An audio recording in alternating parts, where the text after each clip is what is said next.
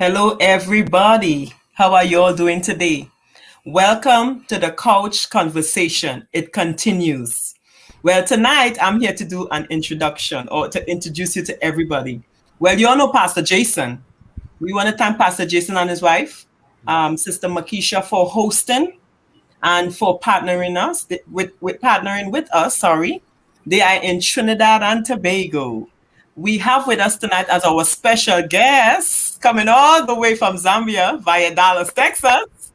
We have Prophetess Mowaka, and we also have hailing from Trinidad and Tobago, Alicia. She is via Dallas, Texas, and also we have Rosanna and Jesse, and they are in Trinidad as well. So this is the Trini Posse.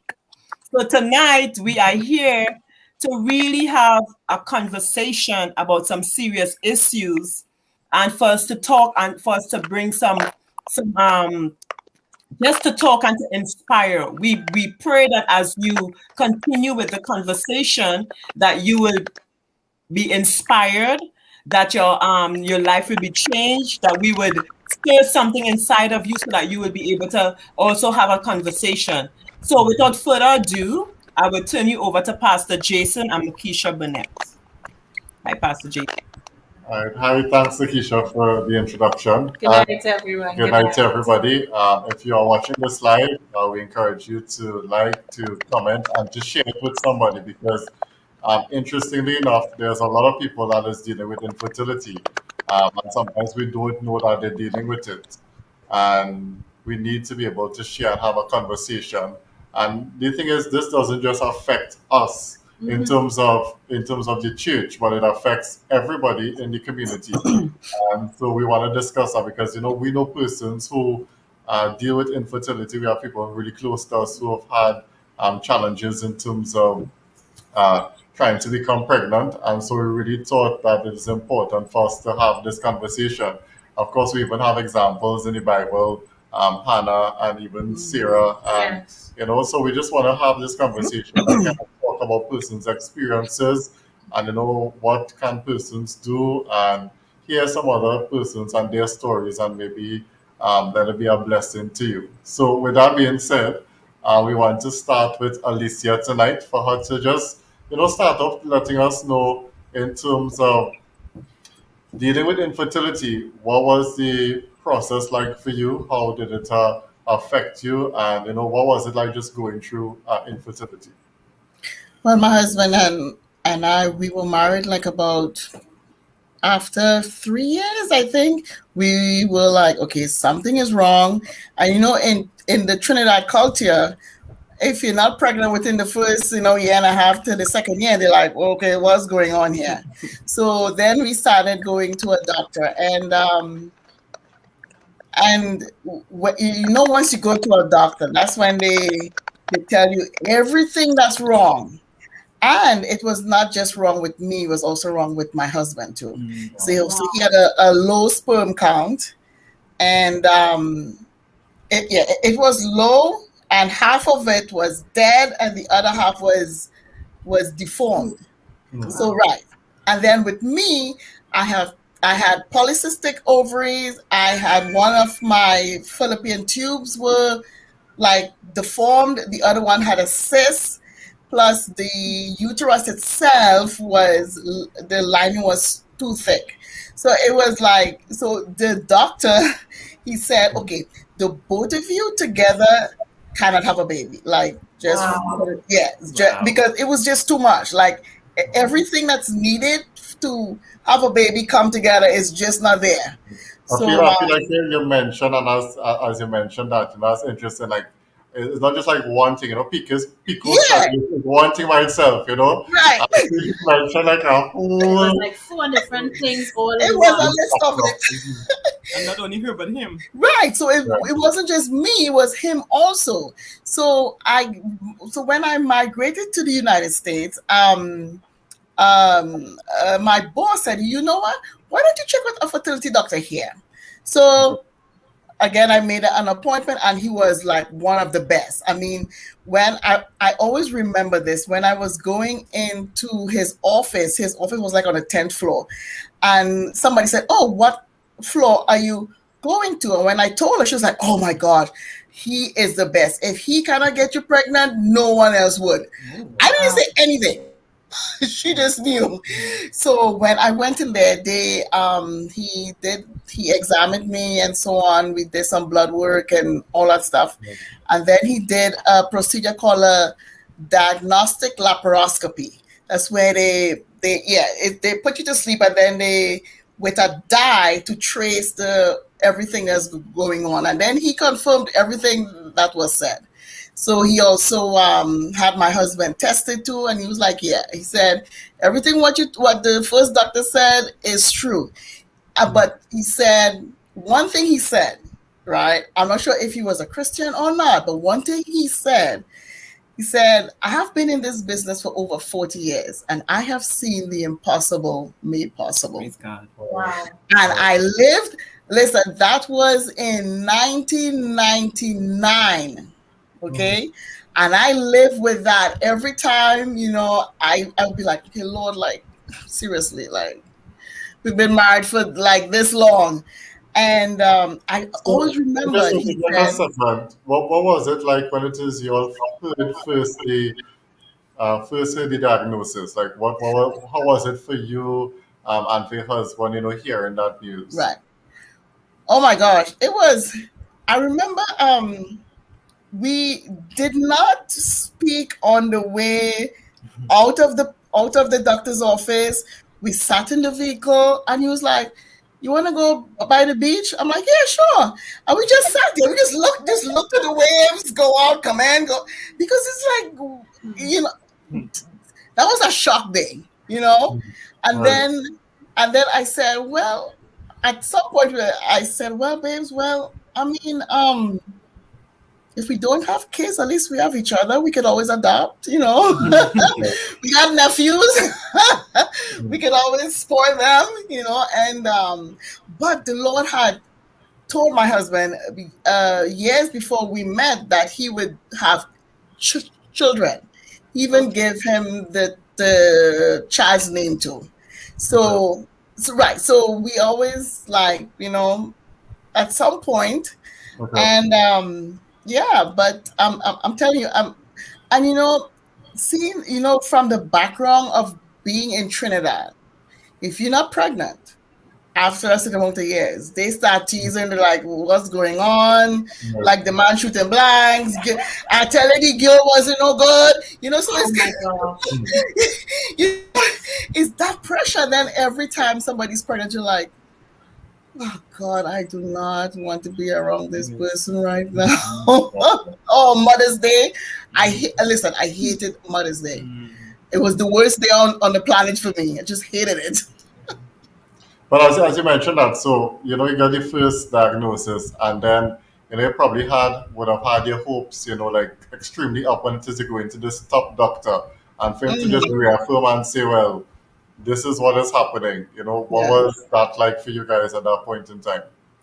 At that point, it had been a few years that we had the first diagnosis, but when the doctor said, "I have seen the impossible made possible," that was that little glimmer of hope, Right. and for me, I held on to that. And I knew that one day it will happen. I'm not sure how.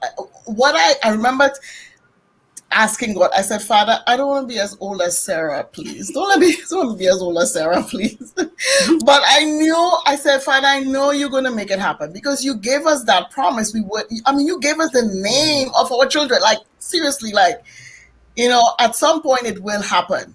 So, fast forward, maybe about 10 years. We were about six. We were married for 16 years at that time. I no. Before that, let's go back a little. I read this book called The Authority of the Believer by Rick Renner. Somebody gave it to me when I moved to Texas. She's like, "Read this." She just handed it to me. She said, "Read this." And when I started reading, I think it was the first chapter, I kind of get the gist of what it is. And I remember putting my hand on my stomach, and I spoke to my ovaries, my fallopian tubes. I mean, the whole reproductive system. I said, you are going to obey the word of God. You are going to do what you were designed to do.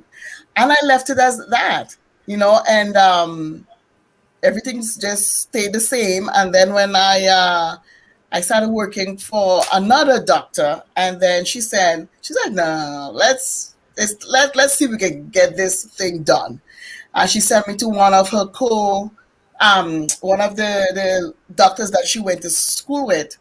And they when they started doing tests and all of that, so when they got the reports from New York, and when she did her test, okay, I heard the news when they sent me to do an ultrasound and all of that. And the woman, so when I went in to do the ultrasound, I was going off and saying, oh, well, the doctor said this, and my fallopian tubes are this, and she was like, I don't know who's been telling you these things, but you got beautiful ovaries. And I was lying down and I almost fell off the table. I was like, she said, no, your fallopian tubes are fine.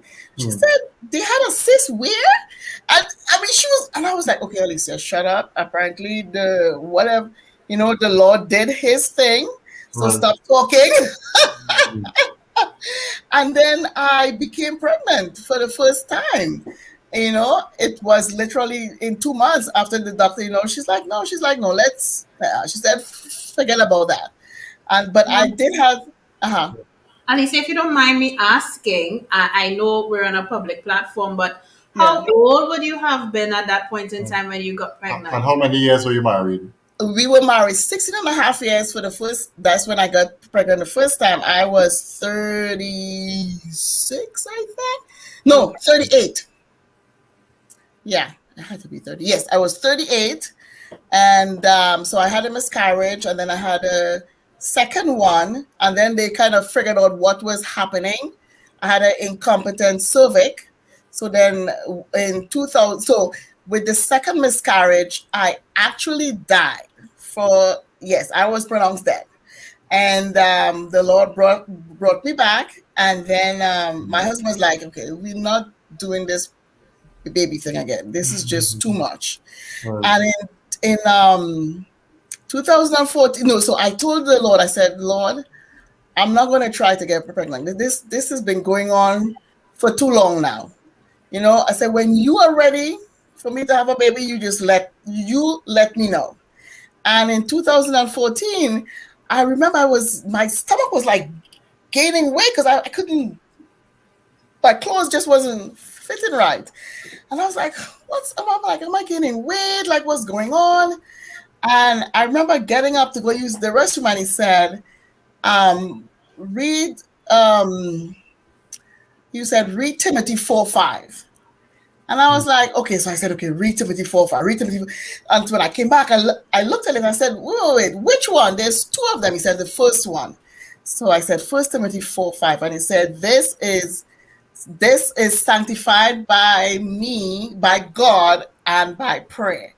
And I was like, what is sanctified? Like, seriously, what? So I was like, okay. So I went about my day, and then he's like, do a pregnancy test. And I'm like, why? I mean, it's like, now it's like 21 years I have been married now. So I'm like, why?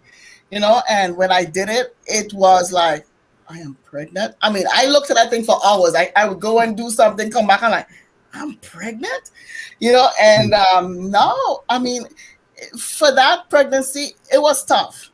I was on bed rest for 5 months, hormone shots every week. I mean, it was tough. I had 4 surgeries, lost a gallbladder. I mean, but I have a beautiful child now. I mean, with all of that, but the process is draining. Because I remember when we were living in New York, I remember one day, apparently everyone that came on that train that day was either pregnant or had a newborn baby. I cried the whole journey. And people were like, are you okay? And I'm like, yes. I went home and I was just sobbing because like Lord, like people who don't even want kids are having kids, Right. But it's a very it's very draining. It's like that, yeah. It's just tough. Hmm. But once God gives you that word that it will happen, you got to Hmm. hold on to it. And that's what my husband and I did. We held on to his word. So just before we move on to somebody else, just confirm in terms of the timeline. So at what how many years were you married until you had the first miscarriage? We were married 16 and a half years. Right. And then when did you have the second one? It was a year later. Right. And so you had Yeah. your child at 21 years of marriage. Yeah. So after was almost 3 to 4 years between the second miscarriage, and that's when we had our little Sarah Grace. All right. The last question I want to ask before we go over, like, sometimes people might say, as you say, insensitive things in terms of, shooting blanks or how come you don't have a Right. baby and further. So, like, how did what was that experience like for you in terms of having to go through it, not just for 2, 3 years, but, almost for Yeah. 20 plus years. So, how was that experience for you? And just maybe just one of the insensitive things somebody may have mentioned to you. It is very, very hurtful because they're it comes like they're criticizing you on something that you have no control of. Hmm. There is, it's not like they're saying, oh, well, you're too fat. I mean, it's okay, let me go do some exercise, let me eat better. This is something that I had no control over my ovaries, over my fallopian tubes, or, over his sperm. I mean, we had no control over that. So I'm not sure for my husband how it felt because he never spoke about it. But Right. for me, it was very hurtful. It was at times I would just cry. I mean, I wouldn't cry in front of the person, but I'd go home and I would cry and I'd be like, Lord, like what did I do to deserve this? Like seriously, I actually want a child. There are people that do not want children. Like, why am I not having it? And it's really, as I said, it's like a spiritual and a emotional draining process because you try to avoid the people that keeps saying those things, and every time you see a pregnant person or you see somebody with a newborn baby, it's like all that stuff just keeps coming back, and it's just, yeah, it's really sad. Okay. Well, I want to transition just a little bit. Thank you so much for sharing, Alicia.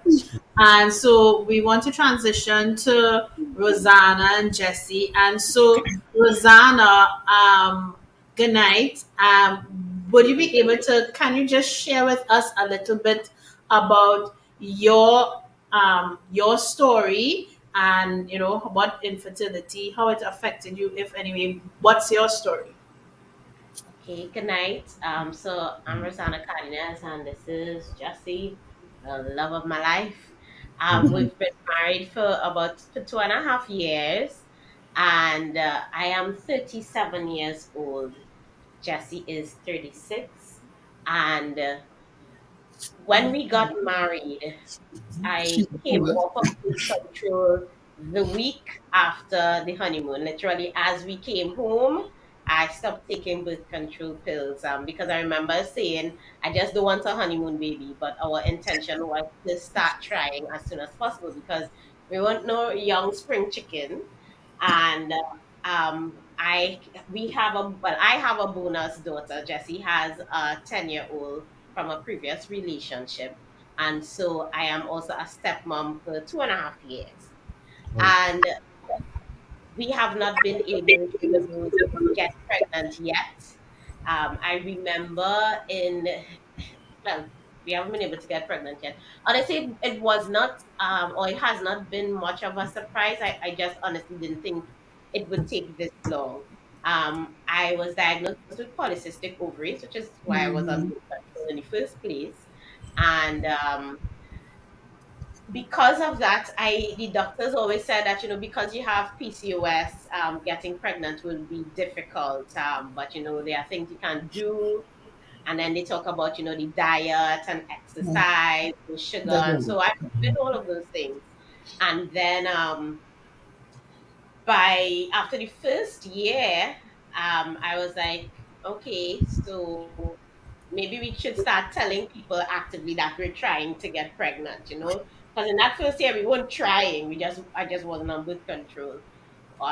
And so by the second year now, because we go to Freeport Wesleyan Church, and the church is in a rural community, we have the older aunties who thankfully they are very gracious, well-meaning but gracious. So for us it wasn't when you're going to get pregnant, all of that came after the fact. But for us, most of the times they would come and they'd hug you and they saying, "I'm praying that something happen, I'm praying in a special way. Anything yet? The next Sunday they'll come back. Anything yet? And so at first it was funny, and then after a while it got a little old, like. And then I remember there was a particular worship practice we had, and this older lady came, and she was just like, you know, what happened out? Are y'all not pregnant yet? My daughter pregnant, she expecting her child already. What happened to you? What are you waiting on? And I just said, well, it's all in the Lord's timing. And the thing is, I am grateful to God that the usual issues and stuff that would affect persons who are struggling to get pregnant, those haven't been my issues to deal with. So when other persons get pregnant, I have been genuinely happy because in my view, babies are babies, all babies are cute. When I'm in baby zone, or when I have baby fever, I want everybody to get pregnant. Even Sister Makisha, I just be like, gosh, if Keisha and Jason could have another baby, that would be awesome. So I don't feel like, why them and not me? Why you're looking like no? No, No comment. No comment. Me, No comments. Right? But the problems that at least the emotional challenges that affect me is feeling very alone as a stepmother who is trying to get pregnant. Because I feel like as much as yes, Jesse is there with me, I don't feel like he will ever really understand the drive or the desire for me to have a child because he has, well, not to have a child, to have a child of my own flesh. Because in because he already has a child, and even though yes, emotionally the connection is there with Jessica, it's not the same. In my head, I'm like, I want a child for that represents the both of us coming together, and then it's dealing with the thoughts of, and this is absolutely not true, but in the back of my head, I'm like, so what if Jessica's mom is, in the like, like I could get pregnant for him and she can't get pregnant for him. Absolutely none of that conversation ever happened. I'm pretty sure she has no time to even think about me, right? Honestly. But the thoughts come to my head. And even Jessica, she means well, but every 2 weeks she'll come and she's like, "Mommy, Daddy, I'm ready for my baby brother." Or if I eat too much, she'll come and hug up and rub the belly, and she's like, "Baby brother, baby sister." I was like, "No, it's just food," you know.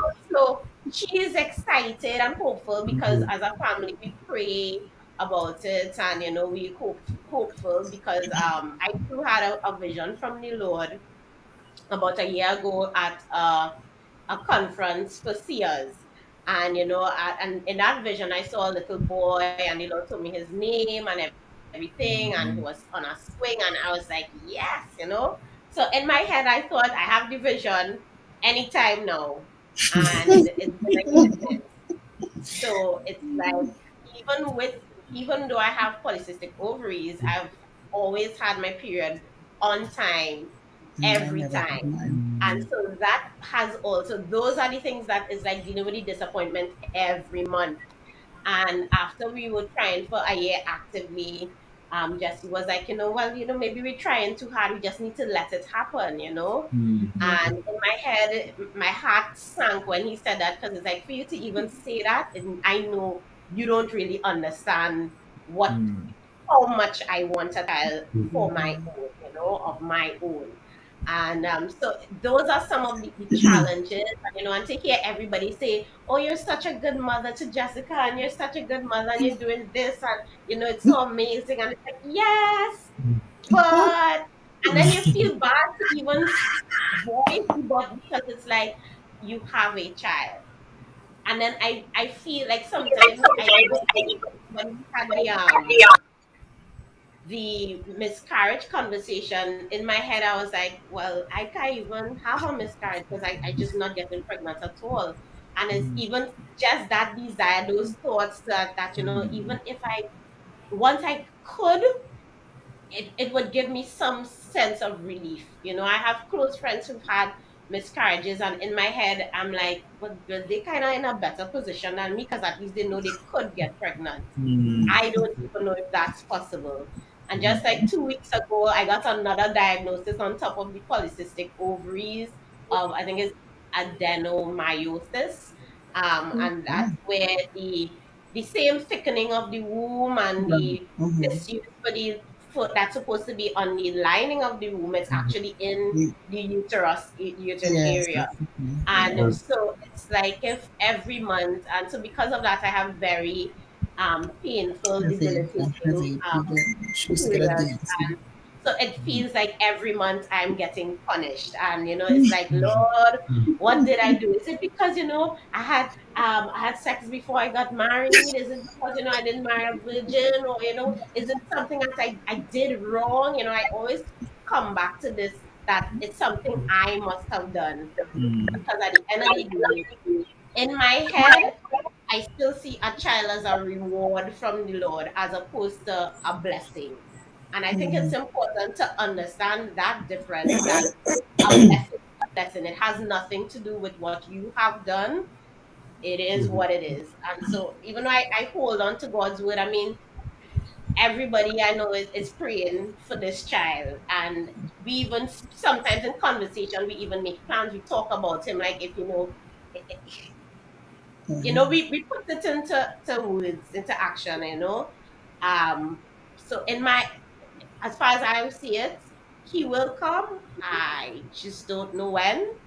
The definition says that infertility is once you've been trying for a year or more, it's considered infertility. And I'm like, okay, well, impossible is the fertile ground for miracles, so Come on it now. just have to be a miracle. So Yes. we bring Jesse And into the that's all I conversation here. Um, so Jesse, in terms of, you would be seeing your wife going through this entire process. And so what it is like for you in terms of a man, and having to try to do some tests as well and going through this experience, what has it been like for you? Uh, for me, first thing first, I've been trying to keep my stress levels about it under control. Okay. Um, I know adding stress and unnecessary pressure to it will be counterproductive. So that's what I've been trying to do from the get go. Um, I mean, we could go down the whole science of how stress affects the body and stress hormones and cortisol, and it could affect male sperm production and all these different things, right? So from that aspect, I've been trying to keep that under control. But how to put it? When I told her that maybe the active trying too hard, um, let us try to let it happen naturally. When it happens, it happens. It was because I was seeing stress levels rising in Mm. both of us. Um, I have had the desire for another child for years now, and to the point that um, I was even willing to risk having another child outside of wedlock long before Rosie and I even started courting. That was how strong the desire to have another child was, right? Um, but I guess how to put it, I was double minded about it because I was thinking about going back through the whole ordeal of being a Christian man and having another child out of wedlock. I remember what that experience was like, you know, dealing with the um the voices, and who have to say whatever. So to go back through that just because I have a burning desire to reproduce, it was I couldn't really fully give in to the desire. But however, though, what happened in the past, there was someone that I was involved with, and when we had um, went our separate ways, that is when she came and she told me, well, she had gotten pregnant but had lost the child. Right? So it hit me a bit different because it was like I didn't get a chance to grieve, I didn't get a chance to celebrate, and neither grieve. Right? It was like after the how long after the fact, and then so fast forwarding now with meeting up with Rosie now, and we trying to bring forth fruit and all these memories from way back.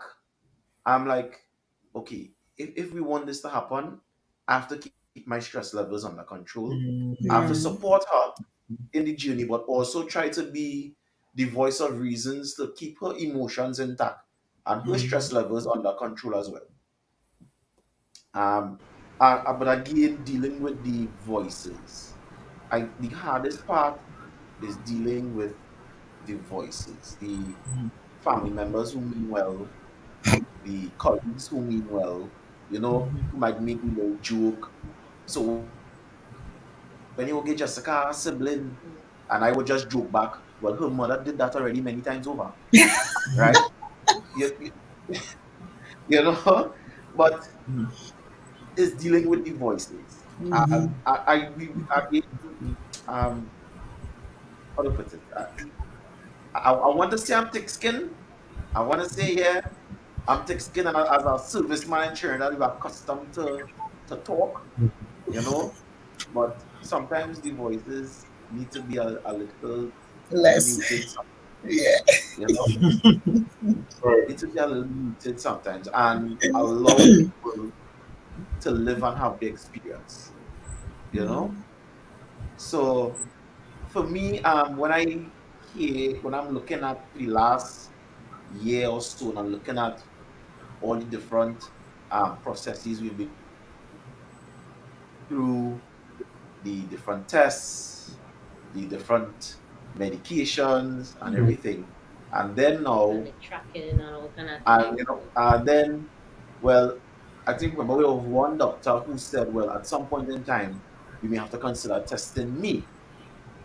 So I was like, "Doc, I have no problem being made available to get tested, but I have one problem that is a bit odd." He said, well, what do you mean?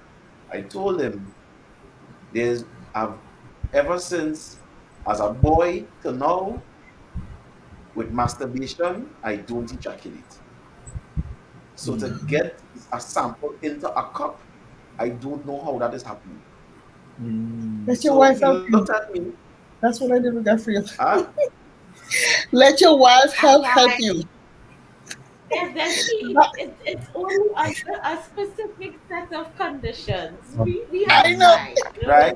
The So, Lord needs to intervene on this so, one. so the doctor looked at me. He said, for over 30 years in this field, you've heard all kind of things, but you never heard that one, right? So, for me, how it works for me, I need to feel how to call it, biblically speaking, I need to know my partner. Right. right? For me to achieve ejaculation. So to look at a cup, it just it's not working. It you Right. know. So that that dealing with that part, That has been a that challenge. is a huge challenge there, right? Well, the second doctor that we started seeing, um, well, we haven't gotten to that part. No, but that's where we reach. That's Well, we stuff because it's. yeah. So I've done all the tests that I can do, the dyes and those kind of things, and yeah. So they find that there's nothing that is preventing me from getting pregnant per se. They know the polycystic ovaries, but yeah. several persons we know get pregnant with So PCOS. well, actually, the funny thing is that leading up to actually to today's conversation, I was doing some reading on the subject, and in one of the, I can't remember the name of the article, but they were talking about their special condoms that they could use where the partners could have sex to capture the sample, Mhm. and the condoms won't destroy The the quality. the sperms, right? So when I learned that, I was like, it is an aha moment here. Now our problem is which facility is willing to allow us to have sex? Because we, it's not like, yeah, we don't have that Yeah. To system. get this Oh, Not, don't pull back a little bit. Don't pull back close. We yeah. go love, But but the thing I is, understand the difficulty. There's a difficulty in terms of, as I say, from different yeah. sides. yeah, There's difficulty. Um, Let me yeah, pull in Jesse here. So one of the things we wanted to discuss was infertility in men, and I remember one of the things for me, a little laugh at now, but I remember there was this one time I sorry, I'm going to say, this good friend, but I don't want people to start to figure out who it is. I remember that I know he and his wife was trying to have a baby and trying to become pregnant. And I remember one Sunday morning, I went and I prayed with her and I said, "No, Lord, open up you," because all I have would have known at that point in time was infertility is mainly women. And so you don't really think about the men, in those cases. And so I prayed for her and thing, and she after I finished praying, she said, it's not me, right? It's Hmm. him, right? He didn't talk to you. And I was like, left red faced and shocked because I was like, no, he didn't talk to her. And this is, as I said, I don't want to go too detailed because, this is somebody who I'm good with. But that's yeah, true. that really opened up my eye. And I was like, right, it can happen in men too, because growing up, as men, as I said, you don't really think about shooting blanks as they term it, or those sorts of things. So I know that you've been doing some research in this area. So just kind of share what are some of the things, because I looked at an article today from one of the fertility centers, and they were sharing that in the UK is about 30% of the men, but when they did Trinidad and Tobago, from about 10,000 people they would have seen, about 60% would have been men who were the ones who were infertile. And so it's Yeah, a very yeah, high number. I know you would have done some research into it as well. So I just want to share in terms of, because it seems like the Caribbean and for Trinidad and Tobago, that the number is getting higher. The number is very high for men in terms of 60-40. yeah. Well, actually, the data is saying that male infertility is on the increase, and there are many causes. It could be biological, medical, or lifestyle, right? So when we say biological, we meaning that maybe something may be wrong with the reproductive system itself. It might be the testicles not fully developed, or the tubing might have an issue with the tubing, or blockage, um, or maybe a surgery in the area that went wrong can cause issues. Um, there's something called a retrograde ejaculation. So so man is having sex, and instead of the he ejaculating as per normal, it backs up Mhm. into his bladder, right? Okay. So, like I said, there are issues that could be biological in nature, but there are also issues that could be hormonal. So maybe there's an overproduction of testosterone. Yes, guys. Yes, guys. If we produce too much testosterone, it could be a problem. Or there could be an underproduction of testosterone, and or overproduction of other hormones that will counteract the amount of testosterone that a guy is producing. Uh, and then there may be issues with the quality of the sperm. I think I can't remember your name, but you would have mentioned it before. Um, Right. Yeah. Maybe the sperm not strong enough to swim, or they might be deformed. And again, the issues leading to that could be hormonal, it could be something genetic, or it could be come back to the lifestyle.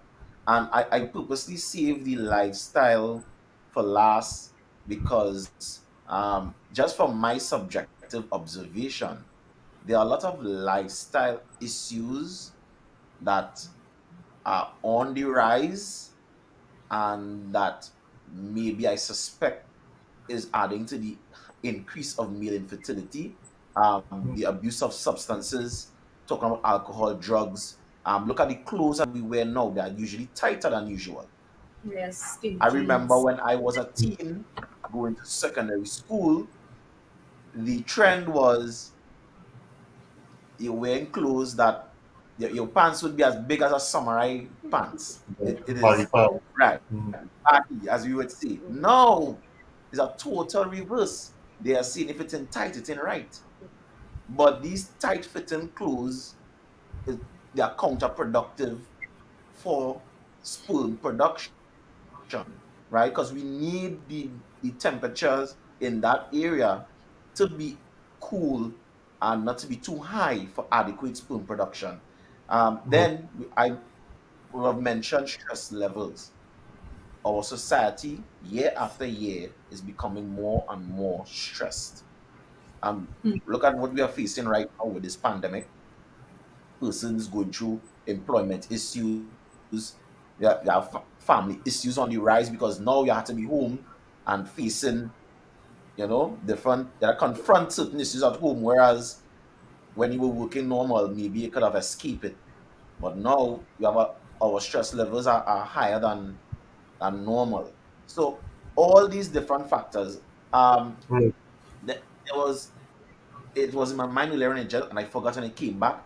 There was another issue that I never heard of before until probably 2 days ago, where if there's a swelling in the vein in the testicles, I can't remember the name of the condition, but that also, and apparently that there's a large percentage of men with that particular condition as Mhm. well, with the swelling of the veins in the testicles that will humbug um, sperm transportation and production as well.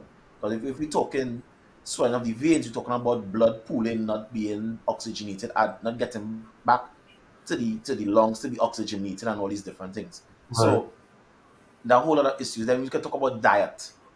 Diet, that's a big part, a huge part. So um, I remember going through one article, and they were talking about diet and exercise, and how um, if we go on too much of a low fat diet, it will be counterproductive in men for formation of sperms and production of testosterone. So the having too little healthy fats in our diet is also counterproductive for men. At the same time, for men who would probably go to the gym regular, train regular, very sporty, active, if they overtrain too regularly, that is also counterproductive. Because No. again, overtraining would lead to high production of a hormone called cortisol.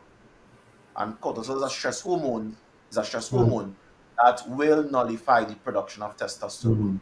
And then whatever end up happening is that a lot of these men they would get dependent on supplementing themselves with um, certain testosterone from the pharmacy or whatever medication or supplements. And when, how to put it, dosage could be an issue. So you Right. overdose and then you have too much testosterone now, which is also counterproductive. So what we are recognizing, you see how scriptures say everything in moderation? There's plenty wisdom in that. A Right. lot So of wisdom Jesse, in that. Jesse, as you mentioned that, I just have one question before we transition. In terms of some of the things you mentioned, because you mentioned a number of lifestyle choices in terms of a diet, what you wear, if you smoke or alcohol use and all those things. Are you then implying that if you adjust those things, that it could actually improve? So let's say somebody is already having an issue.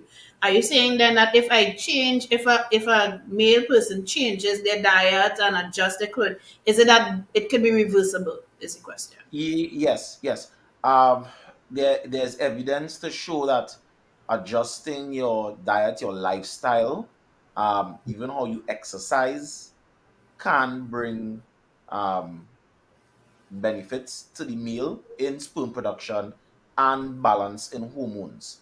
So, I remember some time ago I was joking with my wife and some others that a part of my constant exercise regime will be squats and deadlifts because I learned that working these large muscles help with regulating testosterone, right? Okay. But further reading also showed me that I cannot depend on that alone. Your diet have a big part, and you would Right. hear the serious gym buffs will tell you diet is 90% of it, the gym is just 10%, Okay. you Mm. know, and that is for all round health and well-being. Right. So, so yeah, things can be reversed if we make the lifestyle changes. There was one doctor I came across, and listening to his video on the topic, he suggested a The Mediterranean Mediterranean diet. diet. He suggested that. He said it was well balanced enough in the right carbs, in the right fats and protein to help with fertility, both male and female. Yeah. Interestingly, they've also recommended that there's a study that supports the Mediterranean diet as one of the best diets to increase infertility in women with polycystic ovaries. So that's actually where I'm currently at, transitioning to that type of diet. Mm-hmm. Yeah. Okay. So, um, well, I must say that having this conversation is of paramount importance, because in my reading as well, there was a article I came across that suggested that it challenged the notion that men don't like to talk about infertility. Right. It challenged that notion because there's probably a thought that men don't like to talk about these things. It challenged Okay. it. What they stated is that what men look for is a more healthy space to talk about it. Okay. Right. Okay. And I So and I and I really am glad about you saying that, because that was one of the main things why we really wanted to jump on the opportunity to have this conversation, because sometimes persons have questions. So like even now you're seeing some persons in the comments asking questions, but they don't really have a platform to ask the questions. mhm. And so Yeah. that's why I was kind of glad that we could get the perspective from both the males and the females when Right. infertility is concerned. Mm-hmm. Yeah. Right. So we want to bring in Mawaka at this time into the conversation.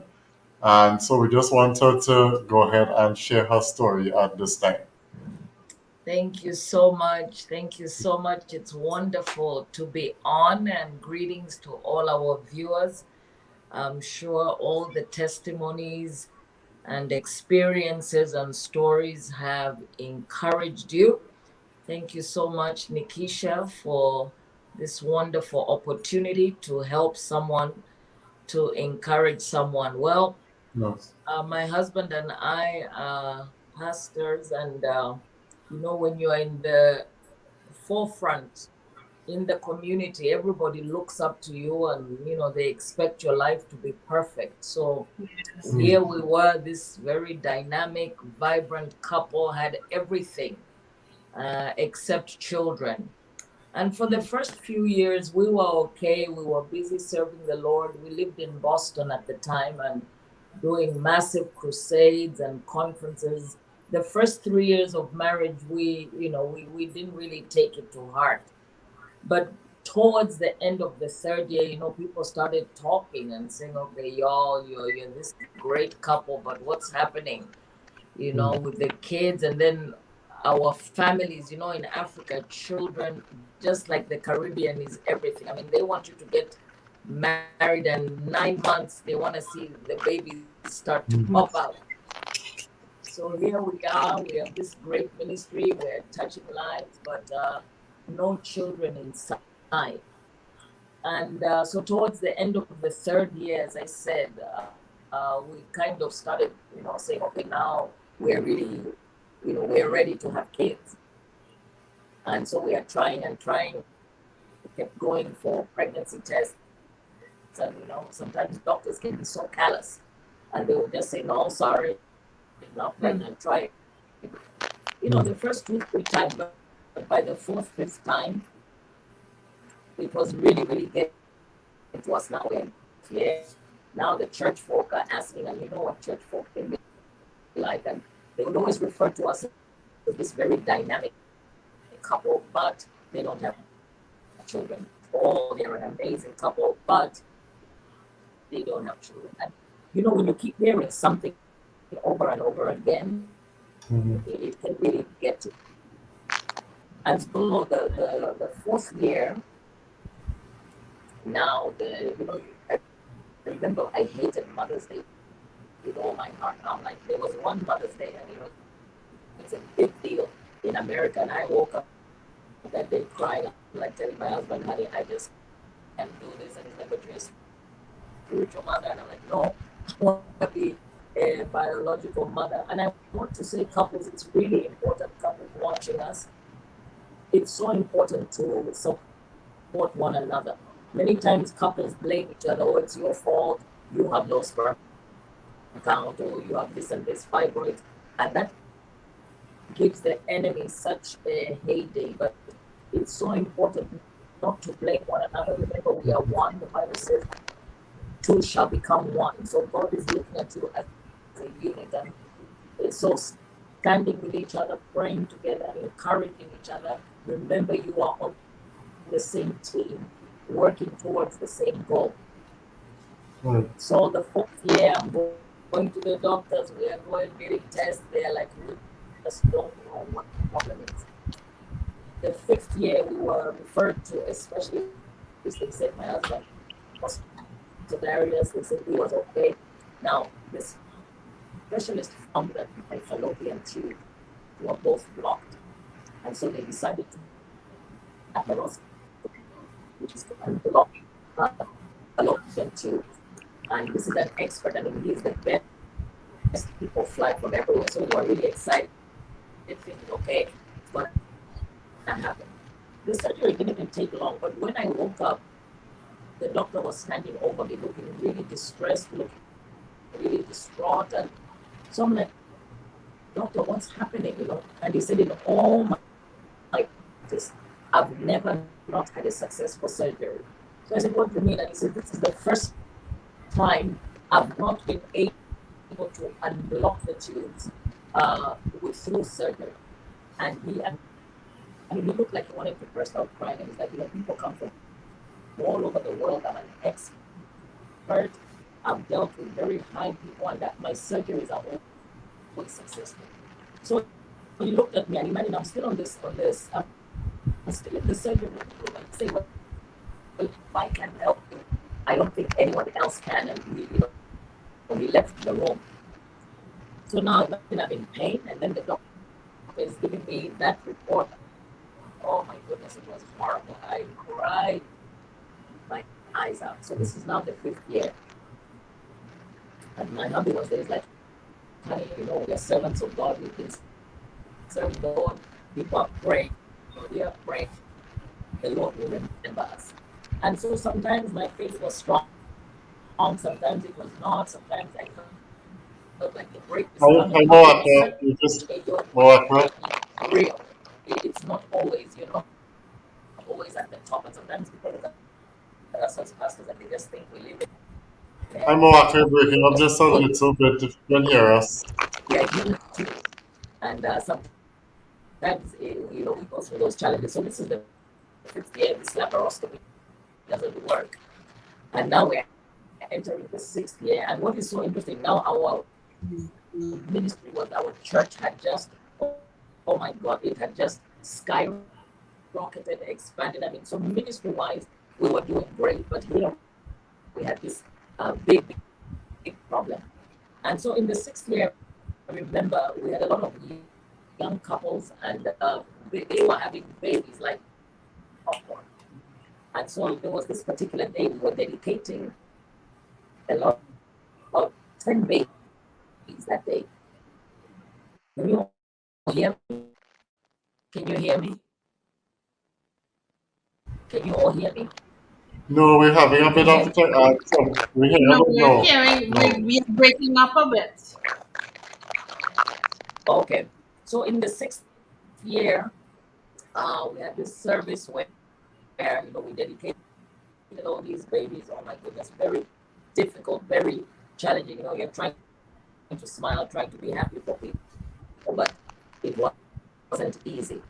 And I remember at the end of the service, it was a powerful service. One lady came with her children. She had been a pioneer with us, and she had seen the ministry literally grow in leaps and bounds. And she comes to my husband, Apostle, and I, and says, you're such a wonderful couple. I felt so bad to see you dedicate those children. Before we could answer, she says, you always preach about God being a big God and a great God, but we don't see that greatness. How come you don't have children? You've taught us about faith. And she goes, I've prayed with you, but I don't know. And before we could answer, she goes, well, I just came to say goodbye to you because we cannot be under a pastor who is barren. Oh my goodness. Talk about this is somebody we love, we respect, and look up to her like a mother. Now she's basically saying she's ashamed to associate with us because we don't have children. So she left the church, and my hubby and I tell you, that day we drove home in tears. Hi, Moaka. Can you hearing us? You're breaking up a little bit.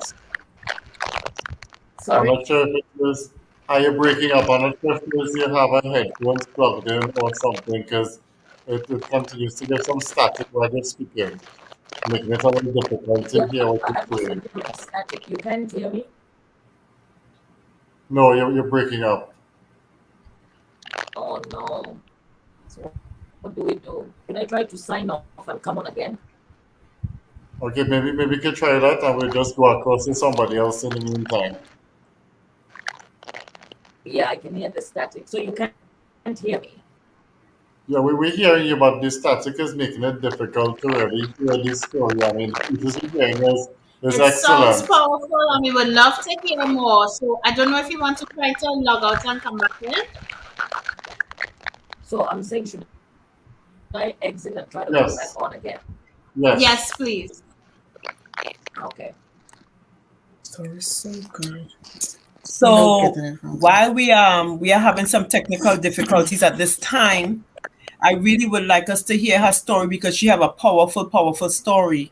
As I told you, she shared the gospel all around the world and she have traveled extensively. But while Dr. Mawaka is signing out and coming back in, I would have heard so many different things. Jesse, I really love what you shared, and I love the fact that you had the statistic to go with it. Alicia and I were both nodding because she was like everything that you were saying was connected with her, because she was saying that she understand that her husband had some of these same issues. And we were laughing because I remember when we were growing up, all the guys' pants used to look so huge that 3 people could fit in one pants. It was saggy pants, baggy pants, you know. And of course, the Jamaicans would sing about if you wear tight pants. But no, no, we can understand that the tight clothes. Even you speak about men, but there are so many women that I speak about that I speak to that talk about getting yeast infection and different things from these tight clothes that we are wearing. You know, if it's not tight in the right kind of craziness, but we don't know the and that's we I was talking to Alicia and I was saying when we were growing up or when we were young women, some of the issues that I'm hearing people talking about, we never really had those issues, even with our children, with the ADD and the AGD and the ABC and all the different labels that they're having is because of all the different things that we're starting to pollinate and cross-contaminate and everything that we are doing that is not what God wants us to do. That always makes it difficult for our lives. And I'm really happy to hear that. But one of the things I must say, even in talking about infertility, is the amount of time people would have lost, the amount of resources people would have lost, meaning money. Because I heard Alicia said, well, her and her husband started to do this. I heard Rosanna said, well, we went to the doctor, we had to change doctors so many times. I heard Prophetess Mawaka said that as well. And I would and life after loss, why it was so important for us to also include other things besides infancy and pregnancy. We have to recognize that even though we are not pregnant and we may not have lost money or we may not have lost time as you guys, we have to also remember that that is a loss. Right. And sometimes we count loss as not having a baby, but what about time? And what about the finances and the resources? I know of a woman in particular, they spent thousands of US dollars. And at the end of the day, she still had to adopt a child. They never got pregnant. But Right. and it's so important for us to recognize. I was looking at an actress. Is it Gabrielle Union is her name? And I heard her story. And recently she was speaking about her husband having a child with another woman. I don't know if you all saw that. And that really, really, it stirred something inside of me because I'm like, okay, we at the church and we have the opportunity to speak about these things. But why do we allow only when the celebrities or somebody of affluent come and speak about it, then everybody's jumping on the bandwagon. These are things that we as the church need to speak about, not because it's shameful, but because we want to be able to have something that we could go on. Before Dr. Mawaka cut off, she was like, well, this lady came to her and said, well, you said that you believe in God and you said that God could do all things, but you don't have no children. I'm leaving the church because your God obviously not working for you. What about those things that we have to deal with? How are we stopping all of these things from happening when we don't even, people might walk out of the church, Pastor Jason, and we may not even understand why they're walking out of the church. It's because we are not doing what we said that we should do. We said that God is all powerful, all knowing, all loving, but then He not doing, He promised us these things and they're not happening. How are we gonna deal with that as a church? How are we gonna deal with that as pastors preaching God could do all things and you're going home in a car with holes in it or you're going home with a shoes with holes in it, How are we gonna tell this generation that want to see the evidence of what God said He would do? He's a miracle working God, but you're preaching that and you're singing that every day, but they're not working out for you. How are we gonna put those things together? And that's why life after loss for me is so important. And for us to continue to have conversation because we say, well, we lost a baby and that's a loss. A loss is a loss. That's why we talk about abortion as a loss. That's why we are talking about infertility as a loss. That's why we are talking about the different things, divorce. All these different things are losses. But then how are we as the church going to help people deal with these losses? As Jesse said, the high intensity, the high stress level at all time high, going out the roof with hypertension and high blood sugar, and those things are the leading cause of death in the Caribbean. Yeah, well, let's see if it is we can get Mawaka to continue with this story and see if it's gonna sound better this time. Mawaka, go ahead. Can you hear us? Mawaka? Let's see if we can. Okay. You guys hear me now because when you were speaking, there was a lot of static. No, we're still hearing the static. We start share the static. Yeah. If it is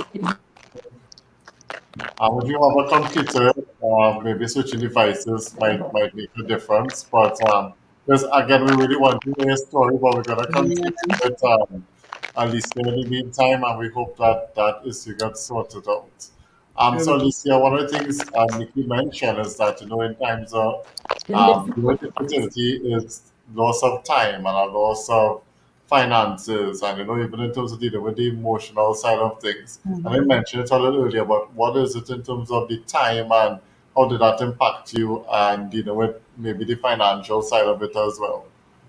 Yeah, well, for me, I made a decision. Okay, so when I had that, the diagnostic laparoscopies, when they tested the fallopian tubes and all of that, after I got the diagnosis and everything, one person said, let's try to see if we could get you with the hormone shots and all that stuff.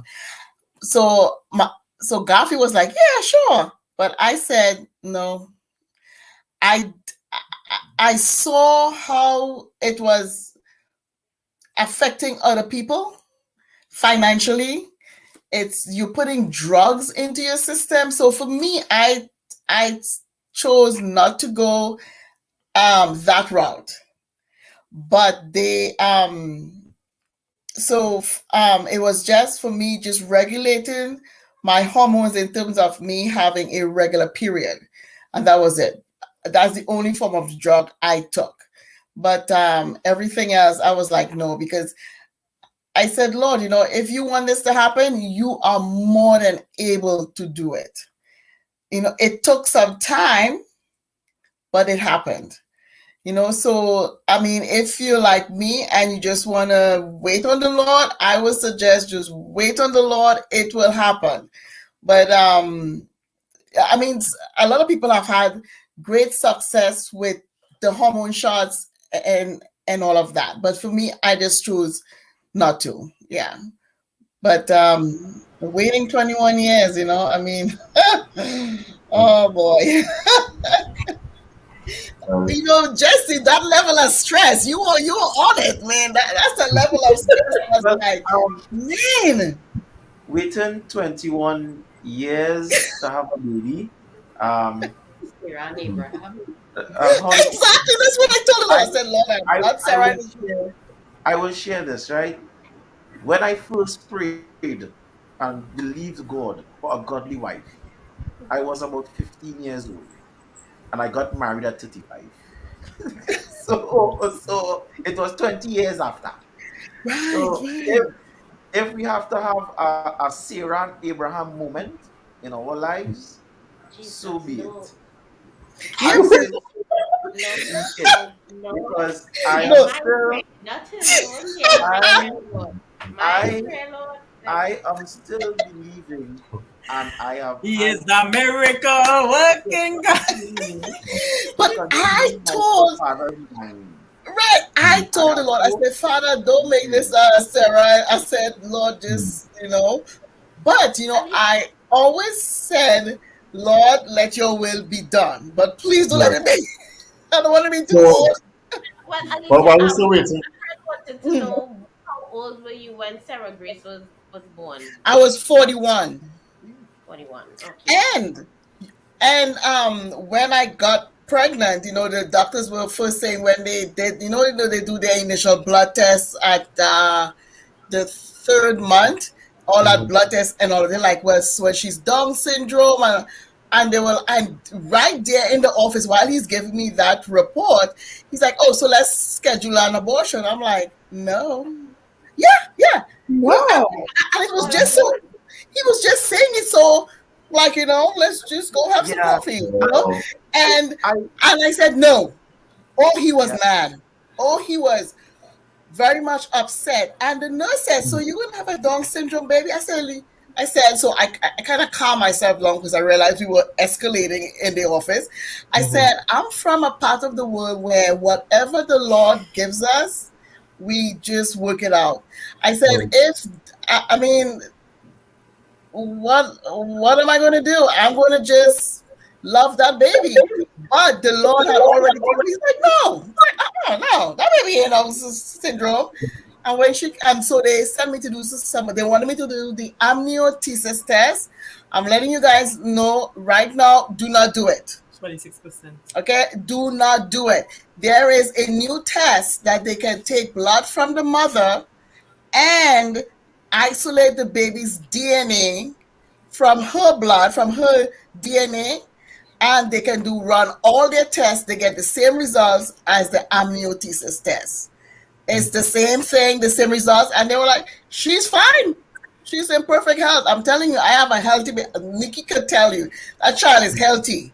Okay, She looks healthy too. she looks healthy too. We have more come back with us. We'll try one last time, and we're trusting God that things are gonna go smooth this time. Or you want to continue? Or you Thank can you. just probably I give can back hear a you now. summary. I can hear you. So you feel fit, so you can probably Can just you hear me? yes, You, yes. Praise probably God. start. We probably just start Yes. over and just kind of speed up the last part and then continue from where it is you would have reached. So you can just kind of go back because I think there was a lot Okay. of starting and we really I have to wrap it up in 5 minutes. I have another broadcast. okay. So No problem. let me try to summarize. Yes, so we basically stayed for 7 years without having children. And as I was saying, when you have a pastor, you're in the community, everybody looks up to you. So the 5th year, we did a laparoscopy, which did not work. And the doctor was like an expert. People used to fly in from everywhere. He was devastated because he said this was the first time his laparoscopy was unsuccessful. A laparoscopy basically is to unblock the fallopian tubes. My fallopian tubes were blocked. And he walked away from that surgery room saying, if I can't help you, then nobody else can. You can imagine hearing those words from a doctor, very devastating and very overwhelming. And so we are continuing to believe God. We're praying. Some days we are strong, some days we are not, some days you're in a high, some days you're like, God, where are you? Are you like in the Bahamas? I mean, what is the deal? And then in the 6th year, it was a special Sunday. We had a lot of couples in our church who were getting married, having babies like popcorn. So that day, we dedicated about 10 to 12 babies. And one of the church mothers whom we had pioneered the church with came to us and said, you're such an amazing couple. I felt so bad to see you dedicate all those children and you don't have any. I'm like, oh boy, here we go again. And she says, you teach us about faith, and I've really tried to have faith, but I don't see the miracles. You talk about God being a miracle working God, but you all don't have kids. This is like a church mother who's was like, normally very supportive, but I don't know. And then she then concludes by saying, anyway, I just have to tell you that I can't be with you anymore. And we're like, Mama, why? And she goes, I just can't be with a pastor and his wife who are barren. Can you imagine that? So, my goodness. We always talk with my hubby. Up to this day, we don't know how we got into the car and got home. When those words come from an outsider, somebody you're not close to, it doesn't matter. But someone who's supposed to pray with you, someone you look up to, someone who has seen God, and now they're telling you, basically, I'm ashamed to associate with you. You all are barren. We don't know what God's doing with you. I'm out of here. Very painful experience. But God is so amazing. Thank God for the Holy Spirit, because I remember getting to our home and the Lord said, wipe those tears. And he began to minister to me and say, look what I did for Hannah. I will do it for you. Look what I did for Rachel. I will do it for you. Look what I did for Abraham and Sarah. And I told my hubby, and our tears turned into rejoicing. And I remember kneeling, holding our hands, and we just rededicated ourselves to the Lord and said, Lord, as we wait for this promise, we will serve you. We will go above and beyond. for your work. This is the 6th year now. Now, remember, I've gone for many tests, failed, did the laparoscopy, it failed. So now we literally are just holding on to God's promise.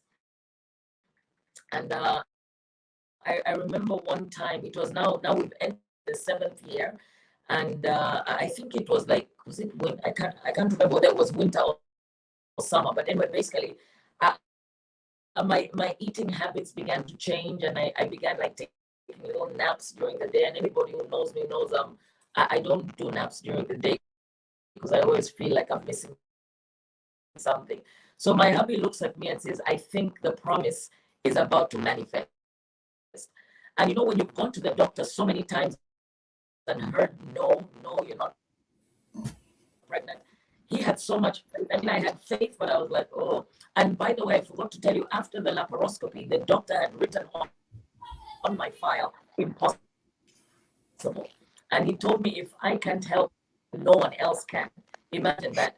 So him writing impossible meant even if I go and another doctor is presiding, it's like my case is a no-go area.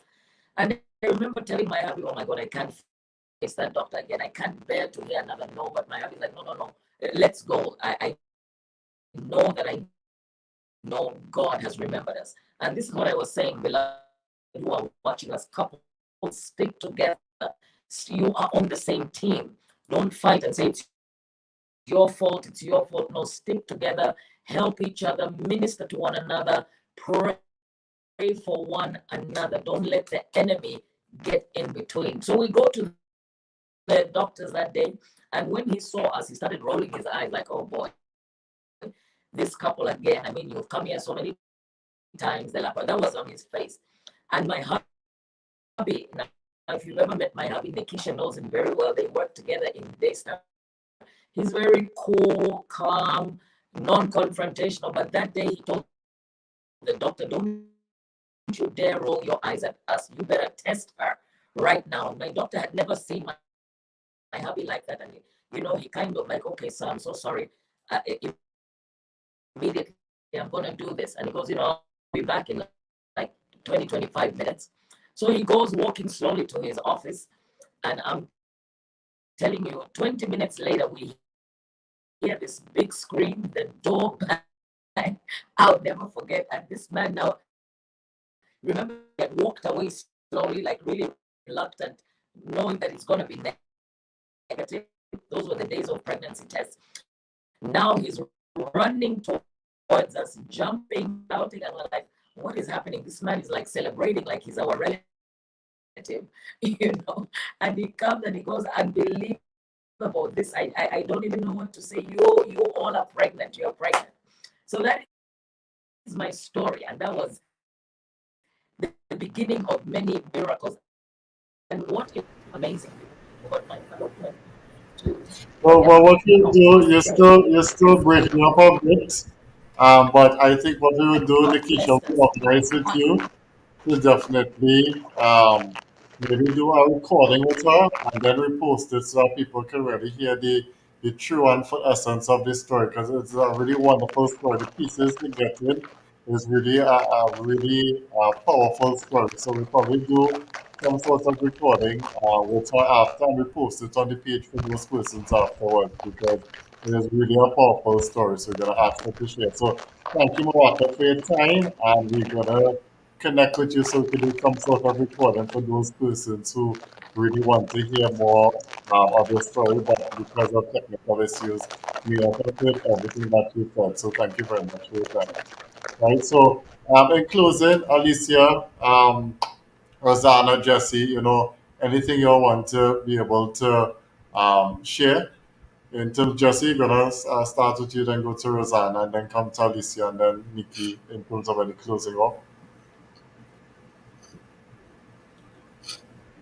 Yeah. In listening to the dialogue, uh, we were talking about faith, and they were mention of faith, and with this generation, how do we appeal to this generation about having faith? And I personally believe it is a challenge. is in appealing to this generation where faith is concerned, because we live in a time where everybody looking for some sort of evidence, some sort of proof. I mean, we are more learned now, and we learn to look for evidence, we learn to look for proof to base your opinion or your facts on, right? But then at the end of the day, scripture tells us faith is the evidence of things hoped for, the substance of things not seen. So even in the absence of that physical, tangible evidence, Right. we still need to hold on to our faith, you Right. know? And I think in trying to appeal to this generation about understanding that, I think maybe that may have to come from within the person. They themselves have to probably come to that realization from within, right? And I remember a few months ago, or was it sometime last year, when Rosie and I started this journey.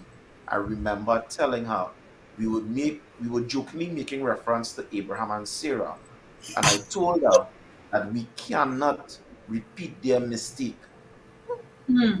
that we do not repeat their mistake, because even though we view Abraham as the father of faith, he made mistakes, and then we end up with an Ishmael situation. Yes. So I told her that yes, we joke about it, but we have to be careful of not repeating the mistakes that Abraham and Sarah made, and then we have an Ishmael to deal with, or Ishmael situation, Mm-hmm. and we know Not how. in terms of him sleeping with somebody else, but me Hey, taking say on that. another child, somebody's child, and say this is my son of Yeah, promise, but he's not the yeah, promise. yeah, Right. with Right. our own hands. Yes. Right. So coming back to having that faith. So if I waited 20 years for that godly wife from when I first prayed for her, if I have to wait 20 more years for an extension in my line, Hmm. so be it. I just And want to let you know, Mr. Jesse, that 20-year wait, it felt like 20 years, okay? but but for me, I mean, just to piggyback on what you just said, once God gives you a promise, you got to hold on to it, Yeah. Yeah. That too. because the I mean, at that time when the doctor said, I have seen the impossible made possible, Hmm. I held on to that. And that wasn't even from God. That was from a doctor. Yeah, And then later on, just remembering what the Lord had promised us. He even gave us a name of of of the boy that he was going to give us. And my first child is a girl, and she's like, "Mommy, when am I getting my brother?" I'm like, "Baby, I don't know. We gotta talk to Jesus on that one." But we have to hold on to that word, Right. whatever word it is. I mean, waiting Yes. 21 years, I mean, I can tell you, it felt like 21 years. Hmm. It didn't go by quickly, but what I could tell you is that seeing my child now, it's like, I forget it. Mm-hmm. It's like a distant memory. And we really, and I know now we are in this generation where everything is like a fast food. We want everything fast, fast, fast. Yes. No, no, no. That period yeah, of waiting, and getting all anxious and just worried. And as you said, just we really have to calm down, yeah, and just take it, and not physically and Hmm. emotionally and mentally stress ourselves. Because when we do that, we tend to lose faith, and Yeah. then we yeah, become spiritually stressed. And Right. then, yeah, it like that lady walking away from that church, like, well, if you're going in doing it, but so yeah, we have to be aware of what we're doing to ourselves, yeah, yeah, and yeah. yeah, yeah, I just want to reiterate and also take off on what some of the things I just was saying. And I want to encourage anyone out there who's also struggling with infertility, the Bible says that children are a blessing from the Lord. And as women, especially, we tend to beat up on ourselves and blame ourselves for so many things that has nothing necessarily to do with something you have done. A blessing is different from a reward. Rewards are tied to what you do. The Bible didn't say that children are a reward from God, they are a blessing. And Right. so I want to encourage persons, and like in my case, like even just last week I was talking with Keisha, and I was telling her that even though I have this new diagnosis, I haven't changed in terms of my faith level, because I know that God is the God who saved me when I was hit by a maxi and walked away with just a little scratch on my toe. I know that God is the same. Is the same God that sent me to Jamaica on a full scholarship with just $2,000 in the bank. Is the same God who has brought me through. He hasn't changed, and so I hold on to that vision.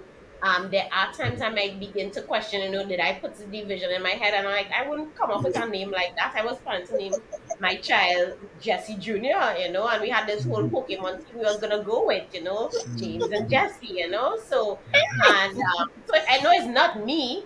And so if God has not changed, He has Right. given me the what, but He did not give me the when.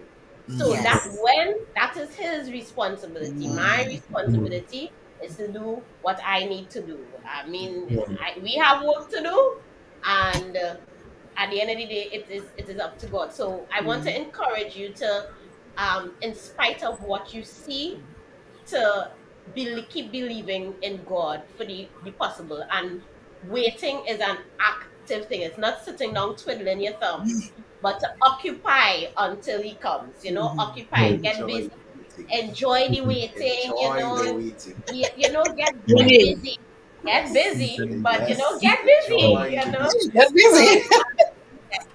that's my So, encouragement to everyone to right. keep hope alive. Yeah. All right. So before we close, Keisha, you have anything to add? I do have two things to add. I was encouraged really by everyone sharing tonight, and I think about what Mawaka said about Hannah and Samuel, and what always struck me about that account in the Bible is that when Hannah was praying, the priest was like, "What going on with you? You just like a drunk. Drunk. What's happening?" And I hope that as faith-based organizations, that we take a page from that, in that as persons who interact with other people who are struggling with infertility, that we would be sensitive to persons who may be really feeling deep emotions about this thing, and Right. that we can represent God in that area, because eventually the priest was able to, prophesy and say, you will have a child and all of that. And so my caution for us tonight as faith-based believers is that we should really look to be persons who encourage persons who are going through the situation, Right. and that we need to see people through God's eyes. Yeah. And the second thing is that, sometimes we automatically assume that God wants us to have children. And I keep thinking about children who are in foster homes, children who are, without parents or come from difficult Right. backgrounds. And I just want to make a plug here to persons tonight that, adopting persons is a very good opportunity. And that we should also, in addition to praying for a miracle, we could be a Yeah. miracle to somebody else who really is looking for a hope. Yeah. At the end of the day, as Keisha was iterating, when we talk about that topic, I actually said, that has to be one of our other conversations in terms of adoption, because some people think that, they keep waiting for a child, and I'm saying no, that it wouldn't come, but you have to know at the end of the day if God give you a promise, or if it is He wants you to, be a promise to a child. So we have to know the difference, already be in tune and hear what God is Yes. saying to us. And sometimes it happens both, because we've heard stories where it is, um, people got the miracle baby and they had adopted somebody just before, and they're still able to, be a blessing for both. And Yes, so, we will get to that stage where we have that conversation as well. But tonight is really just for us to, as a church and faith-based community, and I'm saying this is not just even in the church, this is something that happens within our communities and our families, that we have persons who are dealing with things, and it's for us to kind of raise the topic and really be able to support one another and really not be insensitive, because for many years, because these conversations are not spoken about in public, or in churches or in different in families, we just assume the worst.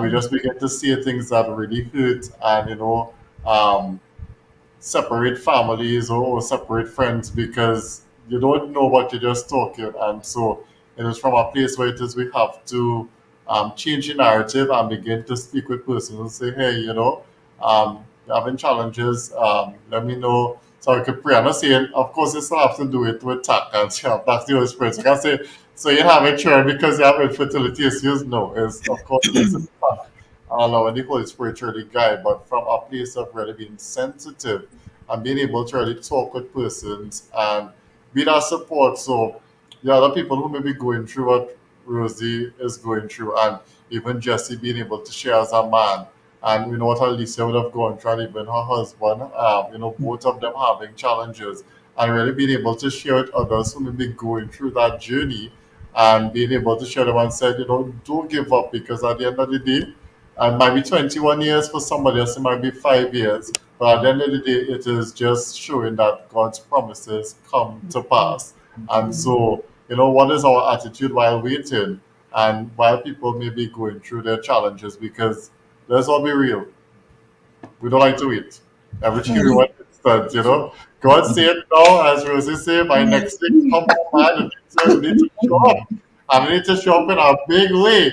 But I don't want to take on the preaching hat. But at the end of the day, it is from that place where it is we have to come to that place where it is while people are waiting, we show that support. So we're able to share stories with persons, and we're able to keep them and lift them up in prayer and support them where possible. So sometimes you can just call them and have a conversation so you can really take their mind off of it, or just tell them, a praying for you. I know it is difficult, but a praying for you. Things that can really just encourage people, Yeah. so that we don't have people who really go into a shell. I continue to make this point. A lot of people, um, I'm speaking in particular to the church, people pull out of church and they pull out from that community. I always look at the Acts Church. They had that community with one another and be able to share and support one another. People even sold possessions. And I don't want it to be that everything, as I tell people, the only thing I see that's mainly singular is work out your own salvation with fear and trembling. Everything else was, if two shall agree on touching anything. God is in the midst where two or three are gathered, and three whole cord, all these different things. So there is community, and so you don't want it to be that people pull away from community because we are insensitive and we are not catering for them. And so, Nikki, you want to close us off at this point in time? Well, I'm so full because I have learned so many words, all the autistics and fibro. I and I am sitting here because that is not my story. But because of my story, I'm here to the conversation, and it was set for other people to share their story. And one thing that I have known, or one thing that I've learned, or I've heard tonight is when God give us a promise, or God, we have a prophetic word, we never know the end of it, because He said, "For we know in part, and we prophesy in part, but when that which is come, it will be perfect." So Right. God, we may get a word, and everybody get excited about the prophetic word, but when the process comes, that's Okay. the hard, that's and that process is um what really set the stage for what God is going to do. Because in that process, you learn to wait. In that process, you learn how you would handle the situation. In that process, you learn how to deal with stress. In that process, you learn how to get annoyed. So you learn so many different things about yourself, or you should learn so many different things about yourself until you get to that place. But one thing that I know, and one thing that is consistent with everything that I heard tonight, is that God is still in control, in spite of what it may look like. Right. God is still in control. And I want to encourage somebody out there that you may be waiting. As I said, you may have lost financially, you may have lost time, but God doesn't walk around with a clock like we do. 1,000 years is like a day. So we may be thinking 21 years is a long time, but that's like 5 minutes in the presence of God. If you could calculate God timing. Right. So I just want to encourage somebody out there, and I'm waiting to have this conversation again, not next year, but to see that young Jesse running around the screen because because they decided to put him in bed, but he really wanted to know what was happening, so he came out of bed. So I'm waiting for that because I believe in a miracle working God that he could do what he said Right. he would do. You know, Right. even I do not have the story of infertility, but I have the story where God promised me that we're gonna have a daughter even before I was married. And just like you guys, I was like a daughter, like, and he gave me the name and he gave me everything. When we got pregnant and we had that daughter and we lost her. And her name was Abigail. That's why we have the Abigail Initiative.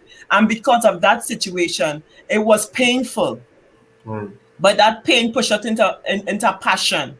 Right. And because of that passion, we are able to help other people, which now we're fulfilling our purpose. So let your situation, let that painful situation be something that you spring off of. You don't stay there. That's the reason why we have in life after loss. Because in spite of all of that stuff you lost, you could still live and you could still encourage and you could still testify about the goodness of God. Yeah. And if there's anything that I can leave with you tonight, is that God is able to do what he said he would do. He's not a man that he should lie, not the son of man that he should break his promises. So thank you guys for tuning in. We Right. have one more Thursday in the series Life After Lord, the Right. couch conversation for October. Mhm. Please join us. It's going to be exciting. And we also are going to do another conversation with Dr. Mawaka because her story is very, very interesting. Yeah. And we because of technical difficulties, I had a professor in college that used to say technology is the anointing in reverse.